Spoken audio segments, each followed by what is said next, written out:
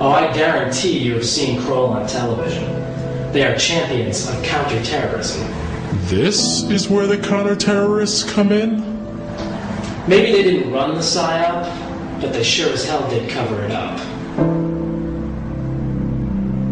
My friend, Kroll was bigger than you could possibly imagine.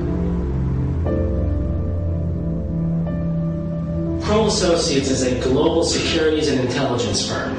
Publicly traded and privately managed, Kroll specializes in large building security and industrial espionage. In 1993, Kroll got a contract to manage security at the World Trade Center. They held that position up until the moment the towers fell. The current CEO of Kroll is Michael Cherkasky.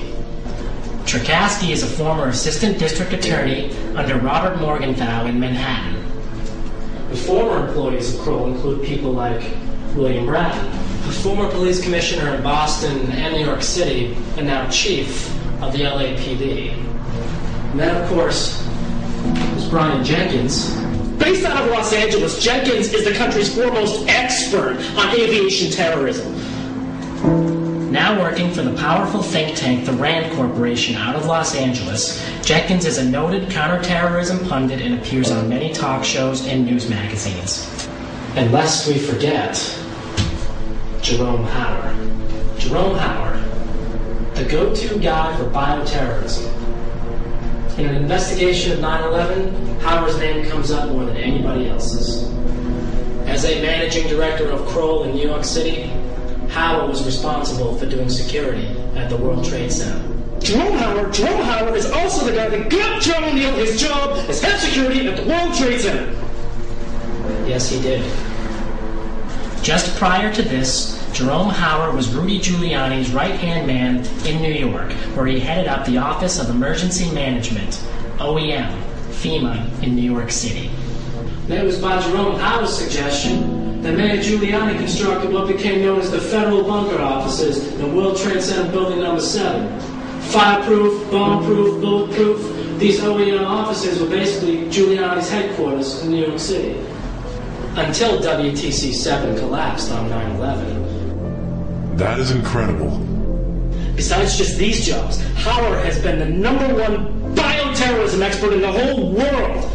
He is a well-known advisor to the Council on Foreign Relations, formerly worked for the National Institute of Health, and is currently the head of the Office of Public Health Preparedness. And on the morning of 9/11, just as the attacks were happening, Hauer instructed the entire White House staff to go on Cipro, the anti-anthrax drug. Now, how did he know anthrax was going to become an issue? Well, as fate would have it, Hauer worked in 1999 with Stephen Hatfield, the prime suspect in the anthrax attacks, at the Scientific Applications International Corporation, the SAIC. This company, the SAIC, was awarded a huge biodefense contract after 9/11. Hatfield, a well-known friend of Jerome Hauer, was working on the military-grade anthrax program at U.S. AMRID, Fort Detrick, Maryland.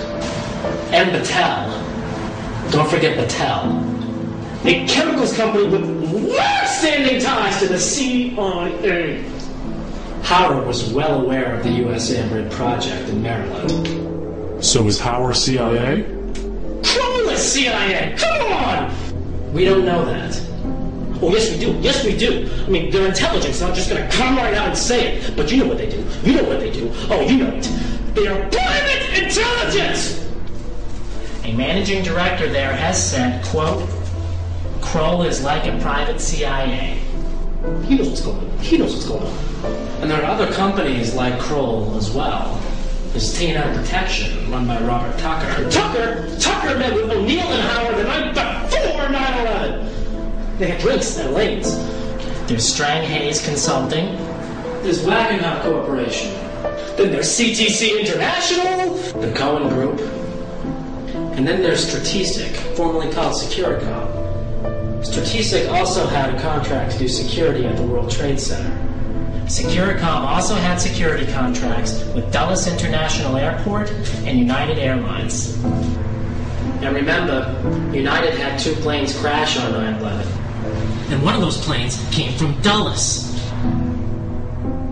Now, an interesting note about Securicom is that from 1993 to 2000, one of its principal shareholders was a man by the name of Marvin Bush. Marvin Bush. Marvin Bush. Marvin Bush. The president's younger brother. That's an interesting connection. But not necessarily indicative of anything. It's 6 degrees of separation. Bush's younger brother doing security at the World Trade Center is something that needs to be seriously investigated!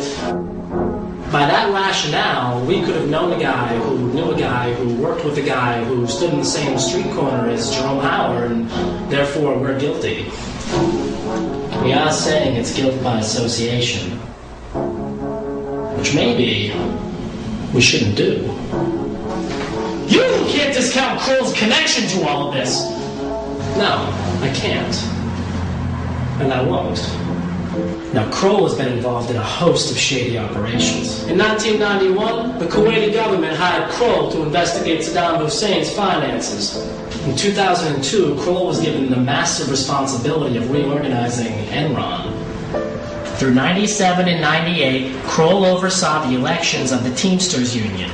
And just following 9/11, Kroll was tapped by the LAPD to monitor all counterterrorism efforts in Los Angeles. Kroll really gets around.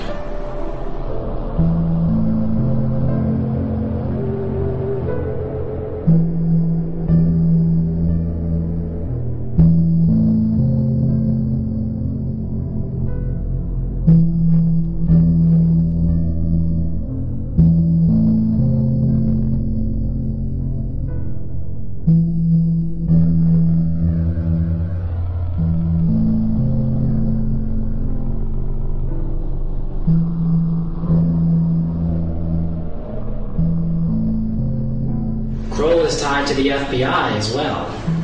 The director of the FBI during Waco and the first World Trade Center bombing was a man by the name of William Sessions. Now, when he left the Bureau, he became a shareholder of Kroll. And the next FBI director was Louis Freeh. And Louis Freeh's top advisor at the Bureau was a guy named James Bucknam. Guess where he works now? He's a managing director of Kroll. Freeh is now a senior vice president at the MBNA Credit Card Corporation. His specific duties include personnel and security. Next to Enron, MBNA was the largest campaign contributor to George W. Bush in 2000. One of Freeh's deputy directors was James K. Kallstrom. Okay. At the time of 9/11, Kallstrom was head of New York State's Office of Public Security. And he also works at MBNA with Louis Freeh. And both Freeh and Kallstrom are well-known friends of Jerome Howard.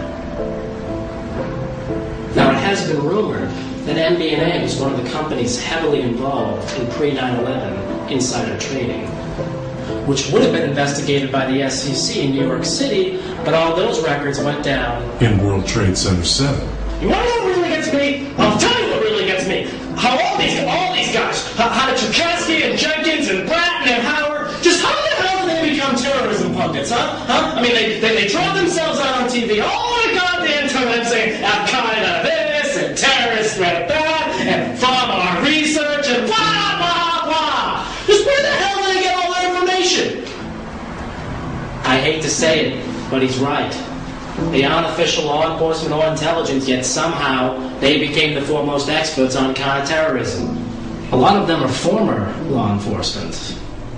But terrorism is one of the most closely guarded fields of all intelligence. Why would you leak information just to a couple of buddies and allow them to trumpet all that information on a national television? To build up the propaganda campaign, obviously. To frame up Al-Qaeda before and after the fact. Look, we've all got to understand, man, that a company like Kroll, even though it won't disclose its